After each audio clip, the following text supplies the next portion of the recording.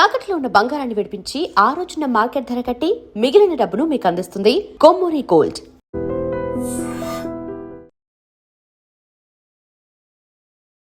గురుగారు, నృసింహ జయంతి రోజు ప్రత్యేకమైన దాన ధర్మాలు కానీ, పూజా విధానం కానీ, ముఖ్యంగా రుణ బాధలు తొలగిపోవాలన్నా, శత్రు బాధలు తొలగిపోవాలన్నా ఈ రోజుని సద్వినియోగం చేసుకుంటే గనక అసలు చాలా వరకు రిలీఫ్ వస్తుంది అని అంటున్నారు. ఇంకొకటి నేను చాలా వైవిధ్యంగా విన్నాను గురుగారు, గడప దగ్గర ప్రత్యేకమైన పూజ చేయాలి ఈరోజు అని అంటున్నారు. అంటే నృసింహ జయంతికి గడపకున్న రిలేషన్ ఏంటి? ఎందుకు చేయాలి? ఏ విధంగా చేయాలి? ఎప్పుడు చేయాలి? ఇది మాత్రం నేను ఎప్పుడు ఎక్కడా వినలేదు గురుగారు, మొదటిసారి వింటున్నా. మరి ఇది ఎలా ఉండబోతోంది?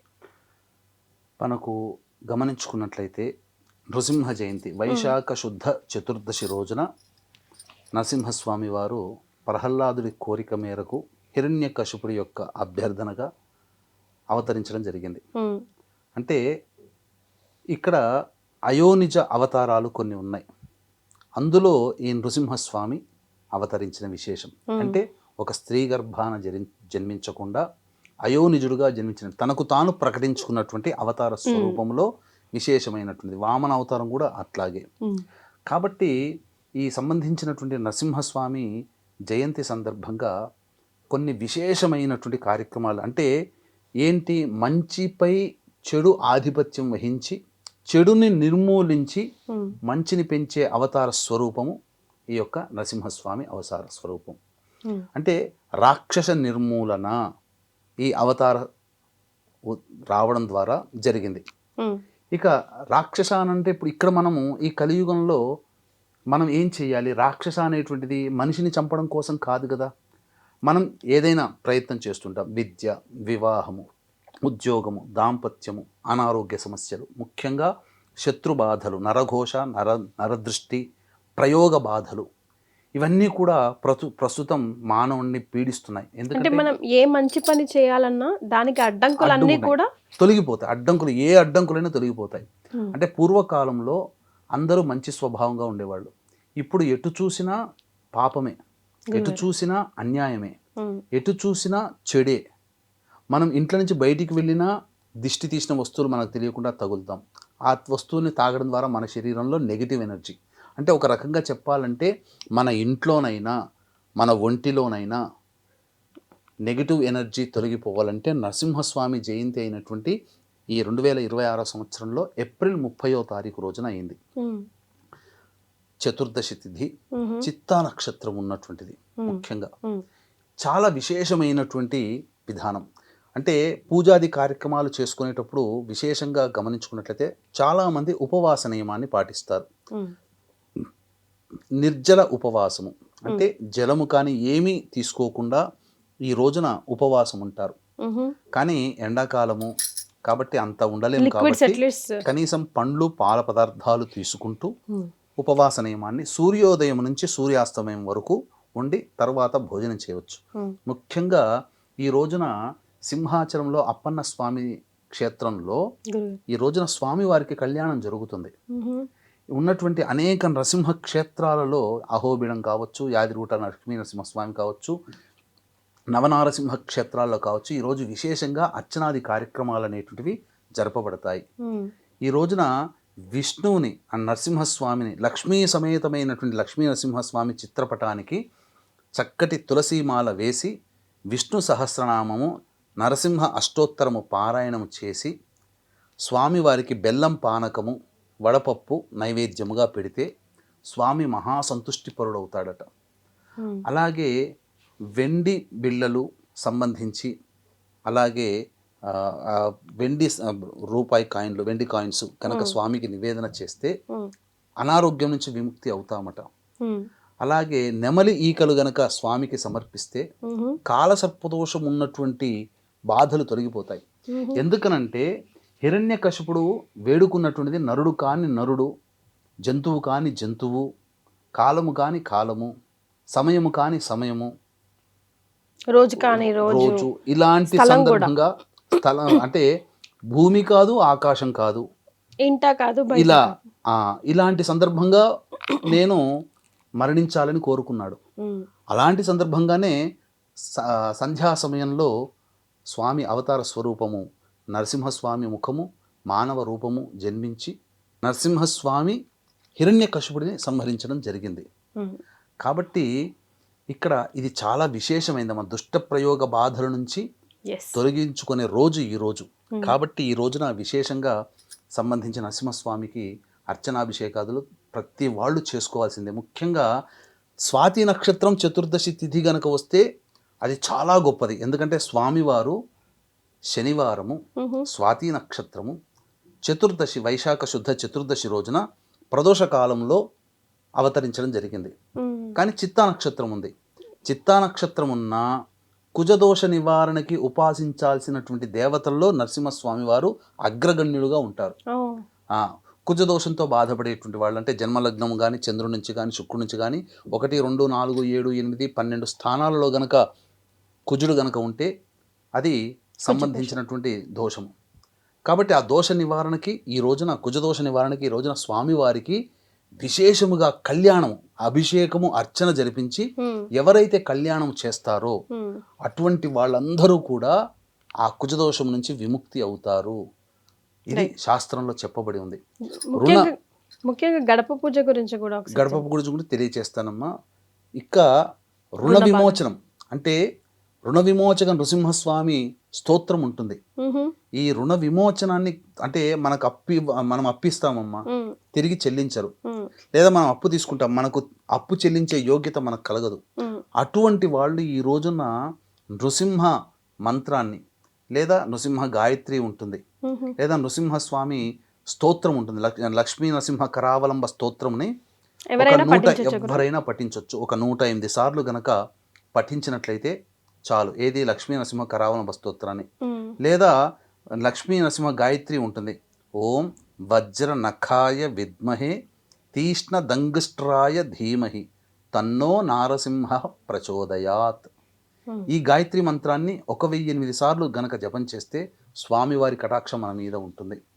అన్నిటికంటే ముఖ్యంగా గడప గురించి అడిగారు కదమ్మా. గడపకి ఈ రోజున పూజ చేసే విధానం ఒకటి ఉంటుంది. ఏ సమయంలో చేయాలో తెలుసుకుందాం.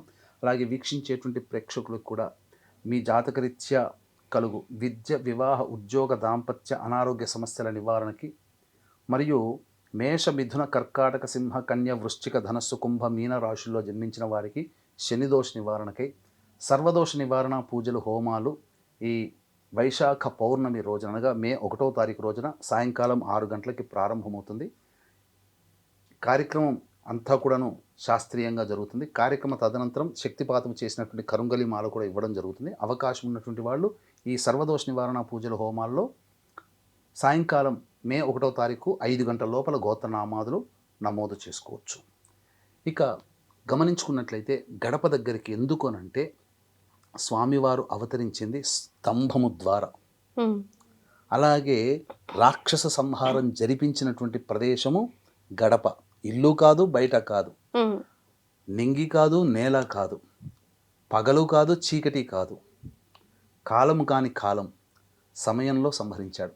కాబట్టి ఈ రోజున గడపకి చక్కగా కుంకుమతో పసుపు, కుంకుమ అద్ది, ముఖ్యంగా గడప అన్నప్పుడు గడప ఉంటుంది. అలాగే ఇటువైపున 2 వైపున పక్క పక్కన కూడా ఉంటుంది. పసుపు కుంకుమతో వాటిని చేసి ముఖ్యంగా మెయిన్ గడప ఇంటి సింహద్వారాన్ని ఈ కుంకుమతో బాగా అద్ది, కుంకుమ కలిపిన అక్షతలతో అర్చన చేసి ఈ రోజున ఆ యొక్క గడప దగ్గర కూర్చొని గనక ఎవరైతే లక్ష్మీ నరసింహస్వామి కరావలంబ స్తోత్రాన్ని పారాయణం చేస్తారో వాళ్ళ ఇంట్లో ఉన్నటువంటి నెగిటివ్ ఎనర్జీ అంతా పోతుందమ్మా. ఇంటి బయట కూర్చోవాలా గురుగారు? ఇంటికి ద్వారం వైపు మోహం చేసుకొని లోపల నుండి బయట ఆ విధంగా గడప దగ్గర కూర్చొని సాయంకాలం సమయం కూడా చెప్తానమ్మా. 4:17 నుంచి 6:56 వరకు ఉన్న సమయం. అది ఆ స్వామివారు సంహరించినటువంటి సమయం, ఆ సమయం. కాబట్టి ఈ సమయం చాలా పవిత్రమైనటువంటిది, మహామహిమాన్వితమైనటువంటిది. ఈ సమయంలోనే చెయ్యాలమ్మా. ఇక్కడ అందుకే ఉగ్రం వీరం మహావిష్ణుం జ్వలంతం సర్వతో ముఖం నృసింహం భీషణం భద్రం మృత్యం నమామ్యహం. అంటే సకలమైనటువంటి మృత్యువులు ఉంటాయి, అనేక రకాల మృత్యు కాలంలో వచ్చేటివి. అన్ని దోషాలు తొలగిపోతాయి. అనారోగ్యంతో ఉన్నవాళ్ళు లేచి కూర్చుంటాడు ఈ మంత్రం జపించడం ద్వారా, లేదా నృసింహ గాయత్రి జపం చేయడం ద్వారా, లేదా ఆ గడప దగ్గర కూర్చొని లక్ష్మీ నృసింహస్వామి కరావలంబ స్తోత్రాన్ని కనుక పారాయణం చేస్తే అద్భుతం. ఎందుకనంటే ఆదిశంకరాచార్యుల వారు ఈ సంబంధించినటువంటి పరకాయ ప్రవేశం చేసిన తర్వాత ఆయన శరీరం రాజు ఆత్మలో, ఆ రాజు శరీరంలో ఆత్మ ప్రవేశిస్తే ఈ యొక్క అసలు సిసలైన ఆదిశంకరాచార్య స్వామివారి శరీరాన్ని కాపాడడం కోసమే శిష్యుల్ని పెడితే ఏమరపాట్లో ఉన్నటువంటి కారణం చేత కొంత అగ్నిదగ్ధమవుతుంటే, శరీరం అగ్నిదగ్ధమవుతుంటే అప్పటికప్పుడు ఆశువుగా లక్ష్మీనరసింహ స్వామి వారిని కొలవడం ద్వారా శరీరము పూర్తిగా మళ్ళీ తిరిగి పొందడం జరిగింది. అంతేకాకుండా స్వామివారిని ఒక కాపాలికుడు సంహరిస్తుంటుంటే లక్ష్మీ నరసింహస్వామి వారిని జపం చేసుకుంటూ రావడం వల్ల పద్మాచార్యుడు అని అంటారు.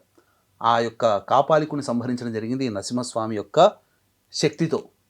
కాబట్టి ఇన్ని తార్కాణాలు కనిపిస్తున్నప్పుడు మనం ఏమాత్రం కూడా భయపడాల్సిన అవసరం లేదు.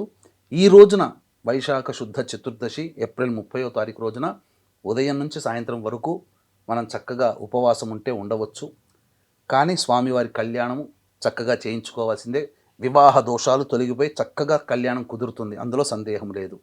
ఇక స్వామివారికి కుంకుమ కలిపినటువంటి ఎర్రటి అక్షితలతో గనక పూజ చేస్తే మహా సంతుష్టి పరుడవుతాడట. తులసి మాల వేసి చేయాలి.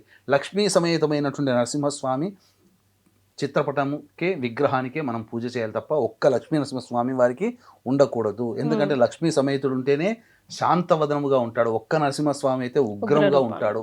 ఉగ్ర దేవతను పూజించే అధికారం మనకు లేదు ఇంట్లో at least.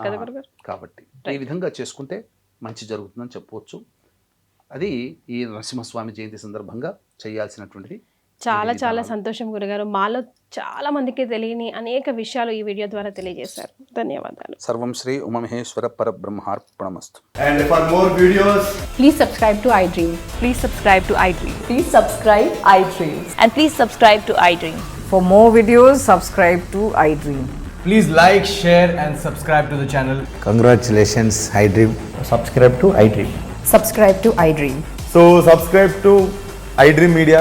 iDream ki iDream team andarki huge congratulations. Please subscribe iDream Media. Please subscribe to iDream. Subscribe iDream. Please subscribe to iDream. iDream అంటే నా కళల ఛానల్ను సబ్స్క్రైబ్ చేసుకున్న నోరు తిరుగుతలేదు. మీరైతే గంట గుర్తు కొట్టండి. For more such videos, please subscribe to iDream. Subscribe to iDream. Please subscribe to iDream. Please subscribe iDream Media. Please do subscribe to iDream. Please subscribe to iDream Media. For best entertainment and information, please subscribe iDream. And don't forget to subscribe to iDream.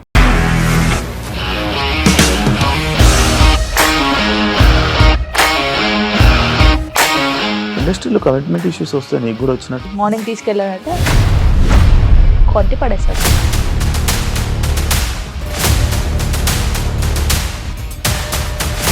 ఒక్కళ్ళు కూడా చూడలేదు ఈ cinema అని చెప్పడానికి కూడా చాలా ధైర్యం కావాలి. అది నిజం కదా, దాంట్లో ధైర్యం ఏంటి? నెక్స్ట్ డే ప్లేట్ మార్చేస్తే తప్పు కదా. As of now we are comfortable this అని నేను అనుకుంటున్నాను. రష్మిక గారిది మీది ఒకే ఊరు అంట కదా. నీకు కోపం వచ్చిందంటే బాగా తిట్టేత్తరా? తిట్టేద్దామండి. నిజంగా గేమ్ ని ఎలా చేంజ్ చేయగలిగారు? ఏపీఎస్ఎఫ్సి వాళ్ళకి 6 నెలల్లో నేను 6 లక్షలు కట్టా. బిజినెస్ చేయాలనుకుంటే it is as difficult as riding a tiger.